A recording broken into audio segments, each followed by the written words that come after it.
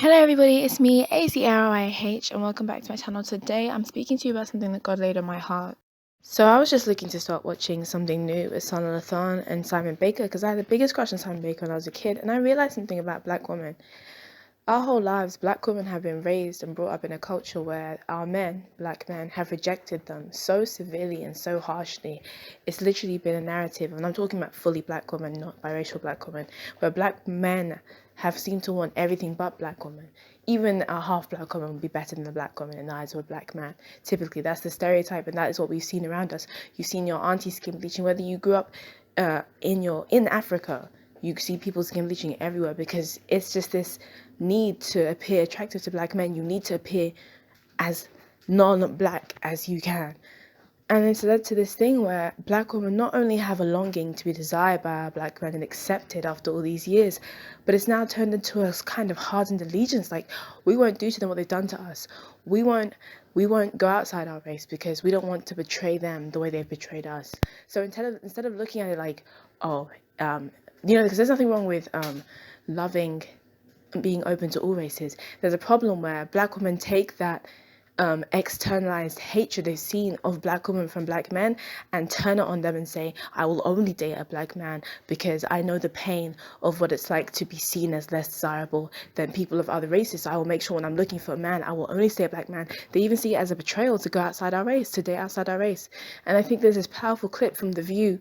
I think one of the members even starts crying because so many of our black women are sitting here stuck in this mindset that there's some kind of loyalty they have to these men who have betrayed and stepped on them. I know when I brought James into my life, I did not choose James on purpose. I did not, yeah. No, it was done because of compatibility. Yeah. And that's what I'm saying to a lot of my sisters. I want to speak to my sisters because she's right here.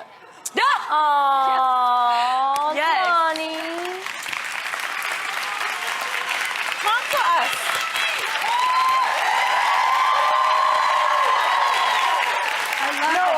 I because of mass incarceration, there's a lot of, there's some people that it's just not available.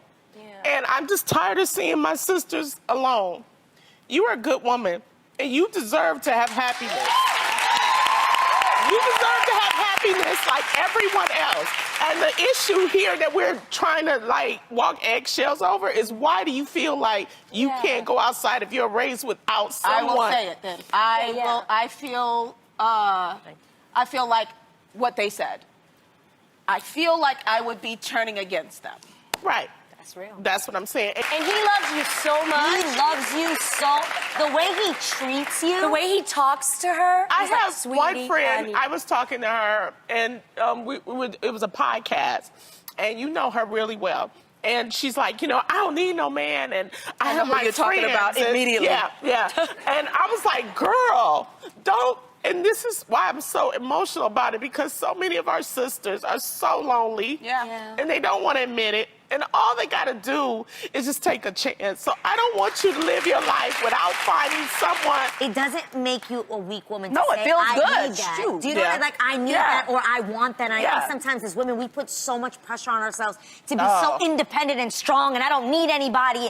And it's actually refreshing to hear you say, I miss that. Yeah. I would like Yeah, that. That's being I want truthful. that. That's being truthful. For me, growing up in the projects, my mama always said, you just get your education, you stay away from boys, you graduate, you get you a good job. And I did all of that, but she didn't tell me also get you a good man. Yeah. And I tried. You gotta do something for your heart, too. tried. Yeah. What about and it your just heart? wasn't, and sometimes it don't work out. I ain't saying the first person you go out with is gonna work out. It may not. I see you, sister. I see you. No. You keep doing it, okay? You don't give up. You deserve love like everybody else. Oh my gosh. I know. It's just so, because we're hurting as a nation. And a lot of the things that you see, how we're divided, how we're mean, is because we don't have the love that we need. And you need to go out and find it. That one person. Yeah, there's a lot of that that. makes you feel good. Yes. That one person that you can turn to when you have a bad day. And you don't have to turn to your girlfriends or your mama or somebody. You turn to that one person, he understands and looks in your eye. That's the one you keep, and I don't care what color he is.